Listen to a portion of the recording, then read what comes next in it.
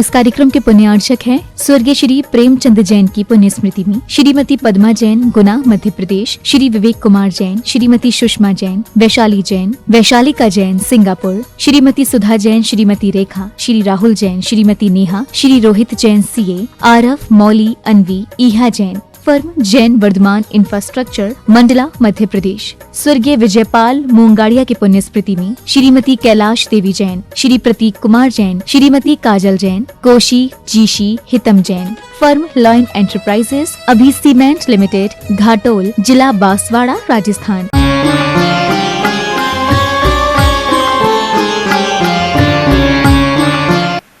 आज उन संस्कारों के बारे में चर्चा करेंगे जिन संस्कारों के माध्यम से हम अपने जीवन को उच्च बना सकते हैं। हम प्रतिदिन बहुत सारी ऐसी क्रियाएं करते हैं जिन क्रियाओं को करने में हमें आनंद भी आता है, लेकिन यदि हम विवेकपूर्वक वह क्रियाएं करेंगे तो हमारा आनंद दुगना हो जाता है। तो इसी प्रकार से एक संस्कार होता है व्युष्टि वर्षवर्धन क्रिया, यानी उस क्रिया को अपन लोग करते हैं लेकिन आगम के अनुसार किस प्रकार से हम क्रियाएं करें। तो जब बालक का जन्म होता है, जब 1 वर्ष पूर्ण होने पर जन्म दिवस मनाते हैं। वैसे तो इस काल में मिथ्यात्व के साथ जन्म होता है, इसलिए मिथ्यात्व के साथ जन्म होता है तो अपन नहीं मनाते, लेकिन आचार्य महाराज या कोई मुनि महाराज आदि होते हैं ना, तो उनका अपन वर्षवर्धन मनाते, अपना भी मनाते हैं। लोग क्या करते हैं, केक काटते हैं। क्या करते हैं? केक माने क्या होता है? पिता का कलेजा। इसलिए केक तो बोलना ही नहीं, उसको कुछ लोग मधुरम बोलते हैं। तो काटना हिंसा का प्रतीक है। अगर करना है तो मिठाई बांटो। इसी प्रकार से मोमबत्ती बुझाते हैं। मोमबत्ती बुझाना मतलब अच्छा नहीं, दीपक से आरती करो। इधर आरती नहीं होती, वैसे पूरे देश में तो होती है, सब जगह आरती है ना। तो आरती करने में कोई दोष नहीं है, क्योंकि गृहस्थ भोजन बनाता है तो कितने सारे जीवों की हिंसा होती है, और उस भोजन में से यदि आपने दान कर दिया तो वो दान औषधि बन जाता, क्षुधा औषधि। ऐसा लिखा है शास्त्रों में कि जय धबला छठवीं पुस्तक में लिखा है कि अतिथि का लाभ नहीं होने पर भी वह दाता है, क्योंकि संत पुरुषों ने दाता के किए गए प्रयत्न को ही सच्चा दान माना है। आचार्य भगवान कहते हैं, आचार्य जी ने कई बार बोला, पड़गाहन भी निर्जरा का कारण होता है। कई लोग बोलते भी हैं और हम भी बोलते कि जितने दिन अपन शुद्ध आहार बनाते हैं उतने दिन शुद्ध भोजन करेंगे, है ना। सामने लोग बैठे हैं, वो शिविर में आते थे, वो बोल रहे कि शिविर लगे या नहीं लगे, हमें तो आना है और हम अपना शुद्ध भोजन स्वयं भी करेंगे और महाराज को भी करवाएंगे। जिनकी भावना अच्छी होती है ना, तो ऐसे पुण्यशाली होते हैं लोग। अक्षय तृतीया के दिन क्या करती महिलाएं, हम जब घर में छोटे थे ना तो क्या करते, घर से बाहर जाते थे, पड़गान करते थे। हम नहीं जानते थे ये क्या हो रहा है, ये सब नाटक समझते थे कि ये सब क्या है। फिर जब हमने ग्रंथों का स्वाध्याय किया, स्वयं मुनिराज बने, तब मालूम हुआ ये इससे बढ़कर के कोई दुनिया में प्रक्रिया नहीं है। बोलते ना, इक्षुरस का किया पाड़ना, आखा तीज महान, जय जय आदिनाथ भगवान, जय जय आदिनाथ भगवान। उस दिन आदिनाथ भगवान को क्या मिला था?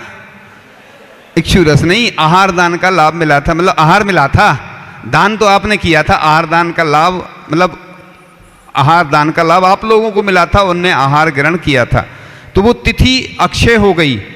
तो इसी प्रकार से जो भी क्रियाएं की जाती हैं वो सब पुण्य बढ़ाने के लिए होती हैं। इसलिए जिस दिन आप लोग जन्म दिवस मनाते, गौशाला में जाएं, किसी तीर्थ क्षेत्र की वंदना करने जाएं और उतने कलशों से अभिषेक करें, जितने वर्ष के हो गए उतने श्रीफल चढ़ाएं, उतने शास्त्र दान करें, उतने दीपक से आरती करें, उतने थाल तो कम से कम नहीं तो थाली तो पूजन की ले जा सकते हैं। कई लोग कंजूसी से पूजन करते हैं, थोड़ी थोड़ी सी द्रव्य रख लेते हैं। क्या कर रहे हैं? पूजन कर रहे हैं। तो हम बोलते हैं भैया पूजन की द्रव्य तो ऐसी हो, अच्छी बड़ी बड़ी बादाम हो, है ना। कई बार तो कई चौकों में जाते हैं ना, तो लोग इतनी बड़ी बड़ी थाली सजा के रखते हैं अष्टद्रव्य की अलग अलग, फिर चढ़ाते हैं। ये तो पुण्य बढ़ाने की क्रियाएं हैं, दिखाने की नहीं है, ये प्रदर्शन की नहीं है कि अपन प्रदर्शन करना है। कोई देख रहा है तो हम अच्छी तरह सजाएंगे, कोई देख नहीं रहा तो ऐसे ही चढ़ा देंगे, कौन देख रहा है ना। तो पहले के लोग सस्ते चावल लाते थे, चढ़ाते थे, फिर अब धीरे धीरे ज्ञान हुआ लोगों का, तो अब खाने से अच्छे भगवान को चढ़ाते हैं, अच्छी अच्छी वस्तु चढ़ाते हैं। तो उस दिन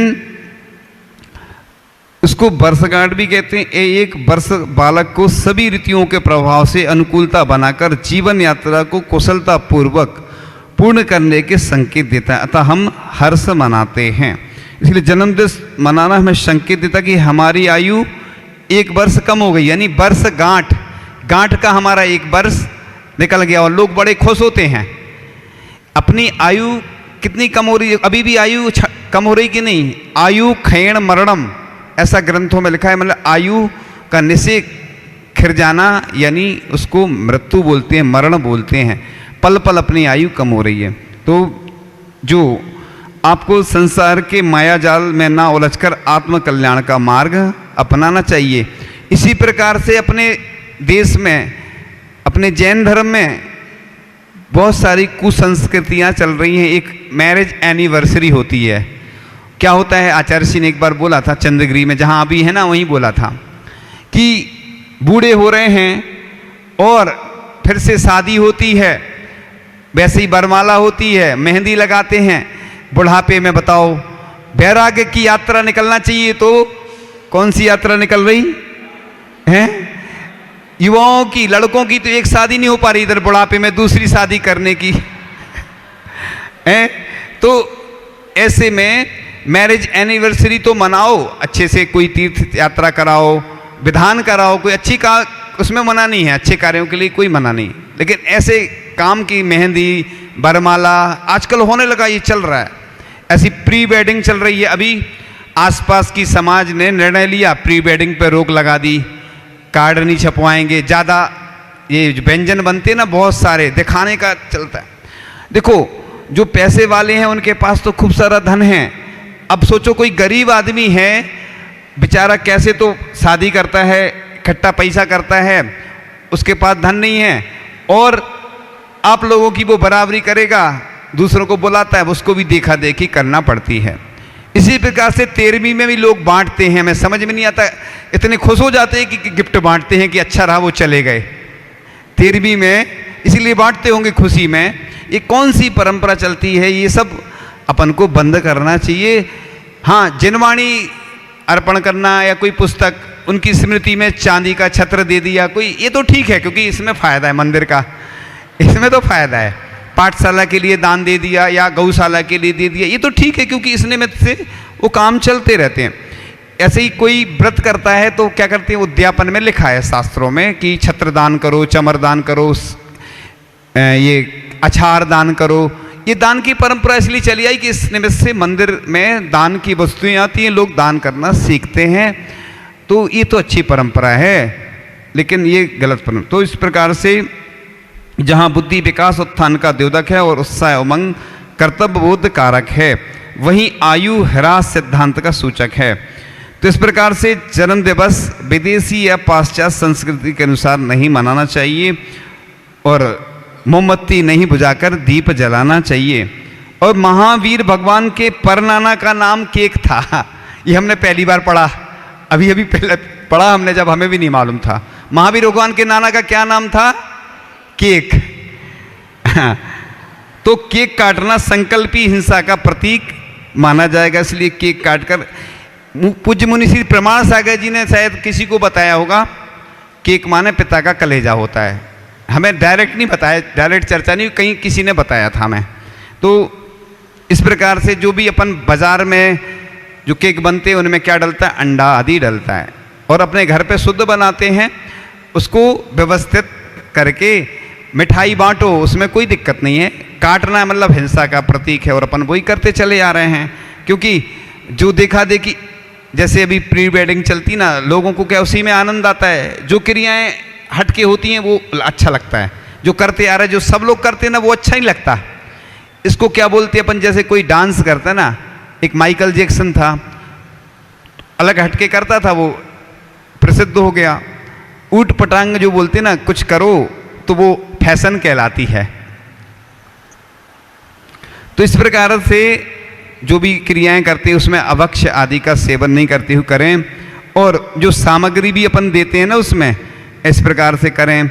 और हमने बताया भी है कि जैसे अनाथ हैं व्यक्ति, गरीब हैं, उन गरीबों को भोजन, वस्त्र, औषधि आदि प्रदान कर सकते हैं उस दिन, अपने दिन जिस दिन अपना जन्म दिवस हो, बच्चों का हो, किसी का भी हो। तो ऐसी क्रियाएं करने को मना नहीं है, लेकिन जो ये करते हैं ना, जो हमने बताया, वो क्रियाएं गलत हैं। तो इस प्रकार से प्रतिभावान छात्र हैं कोई, उनकी भी मदद कर सकते हैं। तो इस प्रकार से जो आदि पुराण में आता है कि 1 वर्ष पूर्ण होने पर व्युष्टि नाम की क्रिया की जाती है। बच्चों के अष्टमूल गुण संस्कार होंगे ना, 8 साल से लेकर जो अविवाहित बच्चे हैं उनके मूल गुण संस्कार होते हैं। पहले बाल पूरे साफ किए जाते हैं, फिर उस पर संस्कार किए थे, महाराज जी के द्वारा संस्कार होते हैं, यानी स्वस्तिक आदि बनाकर, गंधोदक लगाकर, है ना, और घर से वो धोती पहनकर आते हैं या लाते हैं धोती सफ़ेद, और उनके संस्कार हो जाते हैं। अष्टमूल गुण संस्कार बोलते हैं उनको। तो उसके पहले ये जो वर्षवर्धन क्रिया की जाती है, इस क्रिया में लिखा, आदि पुराण में लिखा है कि दान देना, जिनेंद्र भगवान की पूजन, इष्ट बंधुओं को भोजन आदि कराना, जो आप लोग कराते ही हैं, वो तो आपके जो घर के परिवार के जो परिचित रहते हैं ना, वो स्वल्पाहार या जैसा भी आपकी व्यवस्था रहती है। तो बालक को स्नान कराकर वस्त्राभूषण से सुसज्जित कर मंदिर जी ले जाकर के जिन दर्शन करा के विधि विधान से क्रियाएं कर बालक को गंधोदक लगाते हुए, और मंत्र भी लिखा है, वो मंत्र हम पढ़ नहीं रहे हैं अभी, क्योंकि जब क्रियाएं करते तब पढ़ते हैं मंत्र। तो आदि पुराण में ऐसा उल्लेख आया है। इस प्रकार से जिनेंद्र भगवान को नमोस्तु करा के गुरु और वृद्ध जनों से आशीर्वाद ग्रहण कराना चाहिए। तो ये क्रिया लिखी हुई है। इसके आगे चर्चा करते हैं। ये जिस प्रकार से बालकों को संस्कारित करके, हम बालकों को तो संस्कारित करते हैं, अपने बच्चों को जब संस्कारित करेंगे तो भविष्य में वही हमें रिटर्न गिफ्ट मिलती है। शादी विवाह में जाते किसी को वस्त्र देते हैं ना अपन, और वापस आते हैं तो अपन को क्या मिल जाता, वस्त्र मिल जाते हैं, है ना। ऐसे ही जो संस्कार अपन बच्चों को देते हैं वो रिटर्न गिफ्ट में मिलते हैं। ऐसे ऐसे बच्चे होते हैं जो बचपन से संस्कारित करते हैं बच्चों को अपने, तो वो बच्चे जाकर आगे बहुत अच्छे प्रतिभावान बच्चे बनते हैं। ये माँ होती है ना, वो तो संस्कार देती है, और भी गुरु आदि परिवार के लोग या जो शिक्षक होते हैं वो भी संस्कार देते हैं। तो आगे चल रही है। इसी प्रकार से नारी भी अगर संस्कारवान बनती है, उसको बोलते हैं बालिकाओं को उभय कुल वर्धनी, यानी दोनों कुलों का वर्धन करती है। मुकमाटी में आचार्य श्री ने भी बहुत प्रशंसा की है नारी की।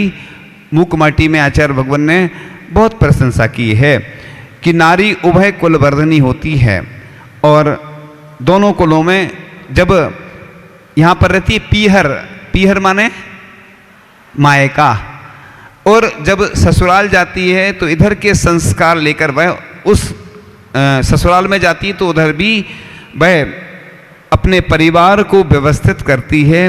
तो दोनों कुलों का वर्धन करने वाली होने से उसको उभय कुलवर्धनी कहा है। तो नारी एक विशिष्ट एवं गौरवपूर्ण स्थान प्राप्त करती है, और नारी नर की जन्मदात्री है, यानी नर को पैदा करने वाली कौन होती है, नारी होती है। तो संसार के महान से महान व्यक्ति को जन्म किसने दिया, नारी को दिया। चाहे वह चक्रवर्ती हो, चाहे तीर्थंकर हो, चाहे नारायण हो, चाहे प्रतिनारायण हो, चाहे बलभद्र हो, चाहे कामदेव हो, सब जितने भी महान पुरुष हुए हैं उनकी जन्मदात्री नारी है। माता ही अपने उदर में अपनी संतान को अपने शुभ भावों से अपने सद्गुण सिखलाती है। उसकी भावना के ही संस्कार सबसे पहले अपनी संतान पर पड़ते हैं।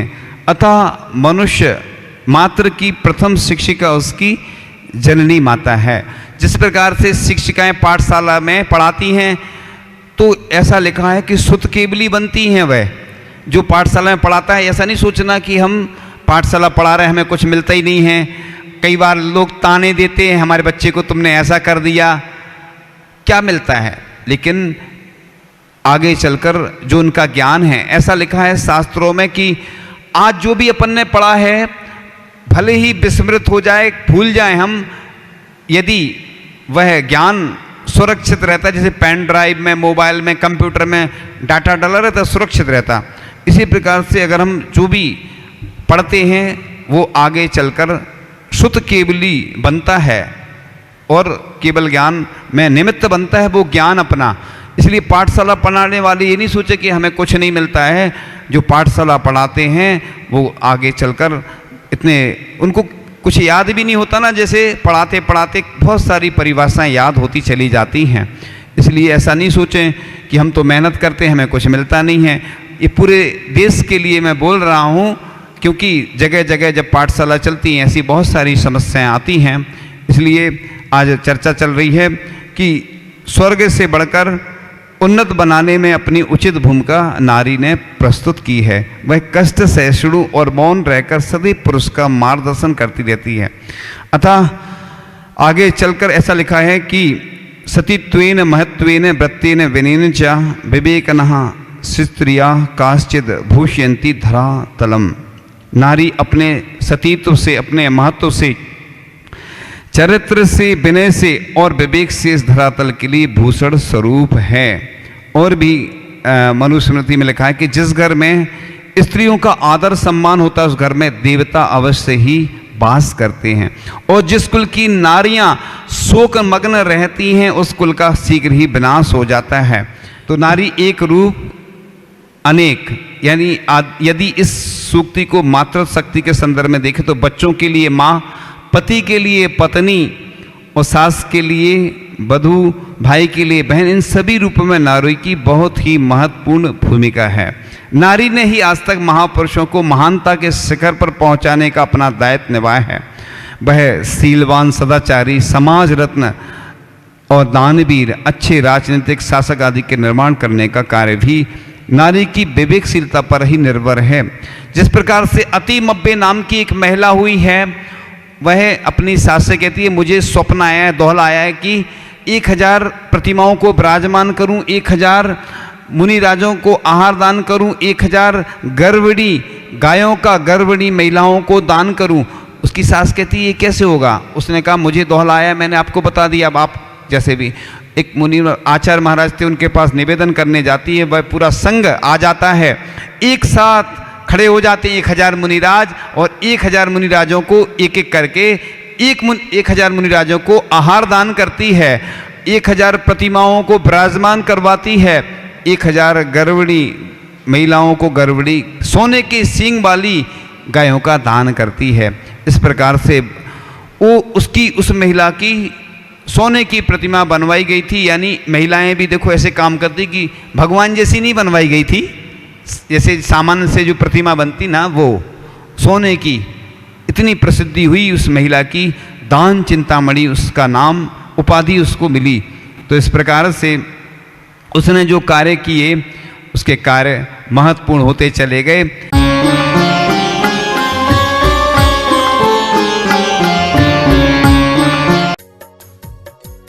इस कार्यक्रम के पुण्यार्चक थे स्वर्गीय श्री प्रेमचंद जैन की पुण्य स्मृति में श्रीमती पद्मा जैन, गुना, मध्य प्रदेश, श्री विवेक कुमार जैन, श्रीमती सुषमा जैन, वैशाली जैन, वैशालिका जैन, सिंगापुर, श्रीमती सुधा जैन, श्रीमती रेखा, श्री राहुल जैन, श्रीमती नेहा, श्री रोहित जैन सीए, आरफ, मौली, अनवी, ईहा जैन, फर्म जैन वर्धमान इंफ्रास्ट्रक्चर, मंडला, मध्य प्रदेश। स्वर्गीय विजयपाल मूंगाड़िया की पुण्य स्मृति में श्रीमती कैलाश देवी जैन, श्री प्रतीक कुमार जैन, श्रीमती काजल Jain, Koshi जीशी हितम Jain. Firm lion enterprises, अभी सीमेंट लिमिटेड, घाटोल, जिला बांसवाड़ा, राजस्थान।